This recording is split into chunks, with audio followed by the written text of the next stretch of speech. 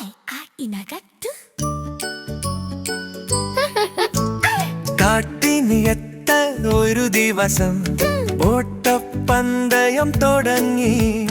മുയൽ പറഞ്ഞു ഞാൻ വേഗം, ആമ ചെവിച്ചു നിന്നു.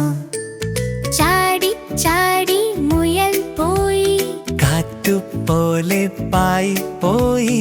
പാമ പിന്നിൽ തന്നെയെന്നു അവൻ ചിരിച്ചു പറഞ്ഞു. മരത്തണലിൽ കിടന്നപ്പോൾ മുയലുറന്നിപ്പോയി.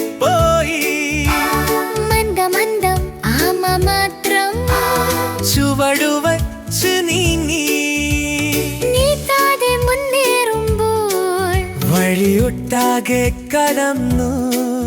അവസാനം ലക്ഷ്യരേഖ ആദ്യം എത്തി. കണ്ണു തുറന്ന് മുയൽ പിന്നെ വേഗം ഓടി വന്നു. എന്നാൽ മുമ്പിൽ ആമ നിൽക്കും. ജയം അവൾ നേടി. മട്ടമെങ്കിലും മുന്നേറുമ്പോൾ വിജയം നമുക്ക് കിട്ടും. ശ്രമവും ക്ഷമയും ചേർന്നാൽ ലക്ഷ്യം